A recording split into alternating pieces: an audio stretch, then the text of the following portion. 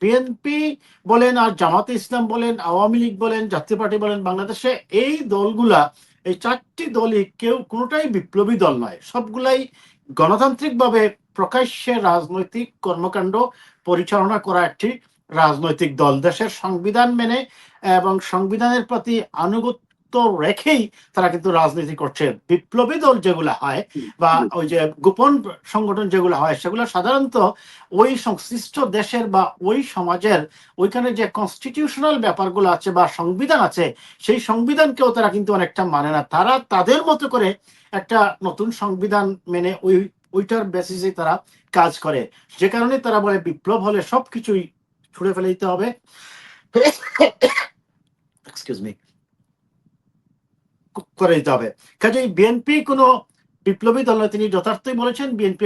একজন দর্শক জসিম নাম, উনি প্রশ্ন করেছেন যে রাষ্ট্রপতির অপসারণটা বিএনপি বলেছে অসাংবিধানিক, তাহলে এখন কেন করছে? আমি আমার প্রথম অংশে আলোচনার সম্মানিত দর্শক বলেছি, আপনি শুনেছেন যে বিএনপি রাষ্ট্রপতি চুপ্পুকে তার পদে আজীবনের জন্য রাখতে চায় না। রাজনৈতিক কৌশলগত কারণে এবং অন্তর্বর্তী সরকার যাতে আর নতুন করে কোনো কনস্টিটিউশনাল ক্রাইসিসে বা সাংবিধানিক সংকটে না পড়ে, সে কারণেই বিএনপি ওই সময় আগে নির্বাচনটা চেয়েছে, পরে সুবিধাজনক সময়ে তাকে সরানো হতেই পারে, সেটা বিএনপি সবসময়ই বলে আসছে।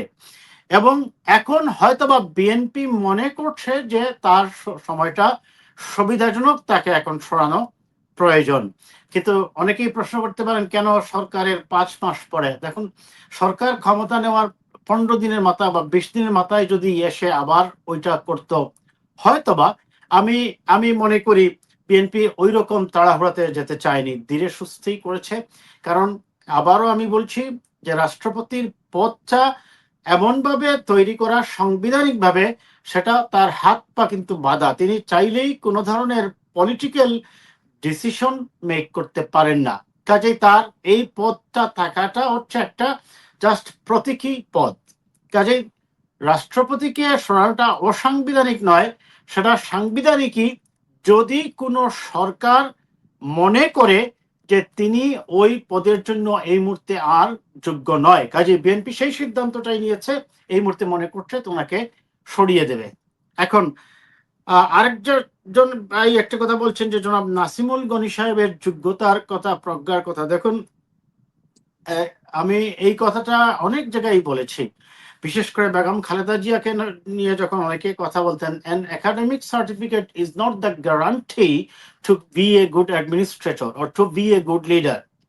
An academic certificate can facilitate to promote good leadership quality, but it cannot be, may not be, must not be, should not be, would not be the only requirements or the qualification to be a good leader or a good leadership quality or to be a good administrator, right? আপনি তাহলে doctor Moin খানকে কি বলবেন? Doctor Moin খান সাহেবের কি যোগ্যতার কোনো কমতি আছে? তার প্রজ্ঞা, তার মেধা, তার যোগ্যতা। আপনি নাসিমুল গনি সাহেবের কথা বলছেন, আমি জানি না কেন ওনার নামটা আজকে মিডিয়ায় আসছে। আমার কাছেও একটু খটকা লেগেছে যখন আমি দেখেছি বিভিন্ন পত্রিকায়। বিএনপি, তারপরেও আমি মনে করি বিএনপি হয়তো বা যে সিদ্ধান্ত নেবে, নিশ্চয়ই হয়তো অনেকগুলা বিষয় বিবেচনা করে তারপরে সেখান থেকেই দলের নীতি নির্ধারণী ফোরাম বা স্থায়ী কমিটি সিদ্ধান্ত নিয়েই রাষ্ট্রপতির নামটা হয়তো বা ঘোষণা করবে। তবে আমি শুধু এইটুকুই বললাম, আমি আবারও বলি, আমি আগে ইংরেজিতে বলেছি, আমি আবারও বলছি যে শিক্ষাগত যোগ্যতাই একমাত্র যোগ্যতার মাপকাঠি যদি হতোই, তাহলে পৃথিবীর সবচেয়ে বড় বড় পিএইচডি ডিগ্রিধারী বা ডক্টরেট ডিগ্রিধারী বড় নেতা হতো। আপনি দেখেন বাংলাদেশের রাজনীতিতে সবচেয়ে জনপ্রিয় এবং ওভারঅল তার যে পার্সোনালিটি, স্ট্রং পার্সোনালিটি যদি আমি বলি, সেটা বেগম খালেদা জিয়ার ছিল। তিনি রাজনীতিতে অত্যন্ত পরিমিতভাবে এবং পরিমার্জিত ভাষায় কথা বলতেন। তাকে কখনোই আমরা দেখিনি শেখ হাসিনা ওয়াজেদের মতো, এমনকি এরশাদ সাহেবকেও আমরা দেখতাম মাঝে মধ্যে লুজ টুক করতেন, কিন্তু বেগম খালেদা জিয়া অত্যন্ত স্ট্রং পার্সোনালিটি নিয়ে রিজার্ভ থেকে কিন্তু রাজনীতি করেছেন, দীর্ঘদিন বিএনপিকে নেতৃত্ব দিয়েছেন। এই ক্ষেত্রে একাডেমিক যে হায়ার কোয়ালিফিকেশনই একমাত্র কাজ করেছে, আমি সেটা মনে করি না। যাই হোক, এই বিষয়গুলো অবশ্যই বিএনপি নীতি নির্ধারণী ফোরাম বিবেচনায় রাখবেন, আমি সেই প্রত্যাশাই ব্যক্ত করছি।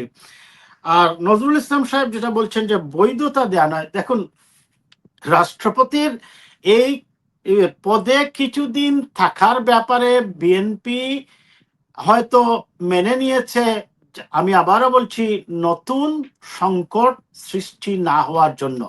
এখন নির্বাচন হয়েছে, সরকার পরিবর্তন হয়েছে, সরকার ক্ষমতা নিয়েছে, এখন সুবিধাজনক সময় তাকে এই পদ থেকে সরিয়ে, কারণ যেহেতু তিনি আগের ফ্যাসিবাদী সরকার, বা যদি সেই ফোন কলটা সত্য হয়েই থাকে, আমি আবারও সন্দেহ প্রকাশ করছি যে আদৌ তিনি লন্ডন থেকে শেখ হাসিনার সাথে আলোচনা করেছেন কিনা, কারণ তিনি জানেন যে করলে সেটা বের হবেই এক। তবে ডেইলি স্টার ওইটা কোনো তথ্য প্রমাণ এভিডেন্স কোথা থেকে পেয়েছে আমি জানি না। যাই হোক, এবং তার এই নিয়োগটা সেটা বৈধ ছিল না অবৈধ ছিল, কারণ পুরো সরকারটাই তো ছিল আগের অবৈধ, জনগণের ভোটে নির্বাচিত সরকার নয়। কারণ সেই সরকারের যে কোনো নিয়োগ বা যে কোনো কনস্টিটিউশনাল ব্যাপারে সিদ্ধান্ত নেওয়াটাও আপনি আলটিমেটলি বলতে পারেন সেটা অবৈধ। কাজে রাষ্ট্রপতিকে নিয়োগ করেছে, আর সেই রাষ্ট্রপতির ব্যক্তিগত কয়েকটি যে এসালম গ্রুপের সাথে জড়িত হওয়া, ইসলামী ব্যাংকের ভাইস প্রেসিডেন্ট হওয়া, তারপরে ওই যে অখ্যাত একটা কোম্পানি জেআর কোম্পানি বিল্ডার্সের থেকে 100 কোটি টাকা দিয়ে ইসলামী ব্যাংক থেকে শেয়ার কিনে নিয়ে তারপরে সেখানে তার সংযুক্তি হওয়াটা, শেখ হাসিনার সাথে তার যোগসাজশ, সেটা তো আর আছেই।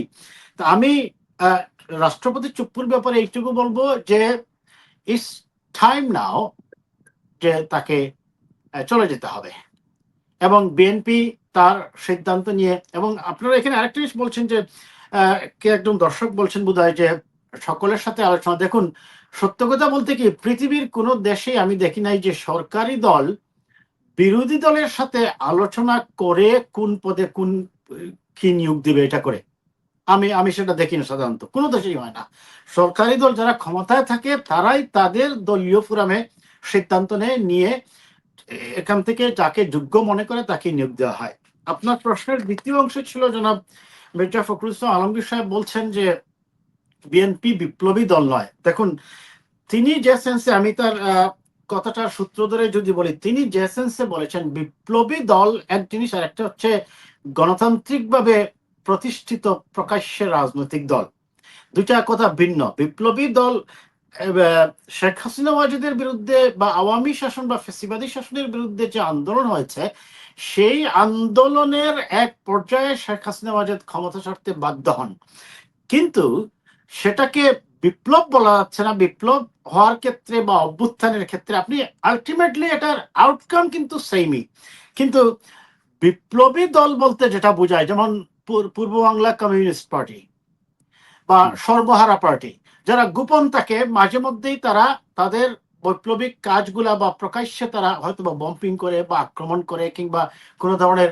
সামাজিক প্রতিরোধ গড়ে তুলে বা রাজনৈতিক অস্থিতিশীলতা সৃষ্টি করে, সেটা হতে পারে। বিএনপি বলেন আর জামাতে ইসলাম বলেন, আওয়ামী লীগ বলেন, জাতীয় পার্টি বলেন, বাংলাদেশে এই দলগুলা, এই চারটি দলই কেউ কোনোটাই বিপ্লবী দল নয়, সবগুলাই গণতান্ত্রিকভাবে প্রকাশ্যে রাজনৈতিক কর্মকাণ্ড পরিচালনা করা একটি রাজনৈতিক দল, দেশের সংবিধান মেনে এবং সংবিধানের প্রতি আনুগত্য রেখেই তারা কিন্তু রাজনীতি করছে। বিপ্লবী দল যেগুলো হয় বা ওই যে গোপন সংগঠন যেগুলো হয়, সেগুলো সাধারণত ওই সংশ্লিষ্ট দেশের বা ওই সমাজের ওইখানে যে কনস্টিটিউশনাল ব্যাপারগুলো আছে বা সংবিধান আছে, সেই সংবিধানকেও তারা কিন্তু অনেকটা মানে না। তারা তাদের মতো করে একটা নতুন সংবিধান মেনে ওইটার বেসিসে তারা কাজ করে, যে কারণে তারা বলে বিপ্লব হলে সবকিছুই ছুড়ে ফেলে দিতে হবে, এক্সকিউজ মি, করে দিতে হবে।